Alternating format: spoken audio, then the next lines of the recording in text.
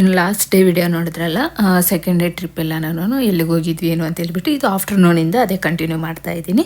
ಇನ್ನು ಆಫ್ಟರ್ನೂನು ನಾವು water fall ಹತ್ರ ಬಂದ್ವಿ. ಇನ್ನು ಲಂಚ್ ಟೈಮ್ ಆಗಿತ್ತು. ಒಂದೇ ಸಲ ಲಂಚ್ ಮಾಡ್ಕೊಂಡ್ಬಿಟ್ಟು ವಾಟರ್ ಫಾಲ್ ನೋಡೋಕೆ ಹೋಗೋಣ ಅಂತ ಹೇಳ್ಬಿಟ್ಟು ಇನ್ನು ಪುಳಿಯೋಗರೆ ಪ್ಯಾಕ್ ಮಾಡ್ಕೊಂಡು ಬಂದಿದ್ವಿ ನಾವು. ಸೊ ಅದನ್ನು ಲಂಚ್ ಮಾಡ್ಕೊಂಡ್ಬಿಟ್ಟು ಇನ್ನು ವಾಟರ್ ಫಾಲ್ ನೋಡೋಕೆ ಹೋದ್ವಿ. ತುಂಬ ಚೆನ್ನಾಗಿ ಕಾಣಿಸ್ತಾ ಇತ್ತು ವಾಟರ್ ಫಾಲ್ ಅಂತೂ.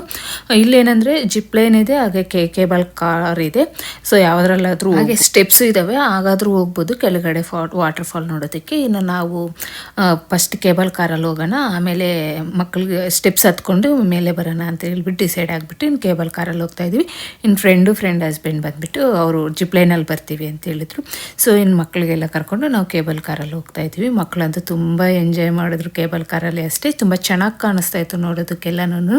ಇನ್ನು ಕೆಳಗಡೆ ಹೋದ್ಮೇಲೆ ಇನ್ನು ಫ್ರೆಂಡ್ ಅವರು ಅಲ್ಲಿ ಜಿಪ್ ಲೈನಿಂದ ಕೆಳಗಡೆ ಬರೋಕ್ಕಾಗಲ್ಲ, ಮತ್ತೆ ಸ್ಟೆಪ್ಸಿಂದ ಬರ್ತೀವಿ ಅಂತ ಹೇಳ್ಬಿಟ್ಟು ಸ್ಟೆಪ್ಸಿಂದ ಇಳಿದು ಬಂದರು. ಬಟ್ ತುಂಬ ಕಷ್ಟ ಆಯ್ತಂತೆ ಸ್ಟೆಪ್ಸಿಂದ ಇಳಿದು ಬರೋದಕ್ಕೆ. ಯಾಕಂದರೆ ಅದು ನೋಡಿದ್ರಲ್ಲ ಬೆಟ್ಟದ ಮೇಲೆ ಯಾವ ರೀತಿ ಕಟ್ಟಿದ್ದಾರೆ ಅಂತ ಹೇಳ್ಬಿಟ್ಟು. ತುಂಬ ಸ್ಟೆಪ್ಸ್ ಇದ್ದಾವೆ, ಚಿಕ್ಕದಾಗಿದ್ದಾವೆ, ಮಕ್ಕಳು ಹತ್ತೋಕ್ಕಾಗಲ್ಲ ಅಂತ ಹೇಳಿದ್ರು. ಇನ್ನು ನನ್ನ ಫ್ರೆಂಡ್ ಇಳಿದು ಬಂದಿದ್ದೆ, ಫುಲ್ ಸುಸ್ತಾಗಿ ಹೋಗ್ಬಿಟ್ಟಿದ್ಲು ಅವಳಂತೂ.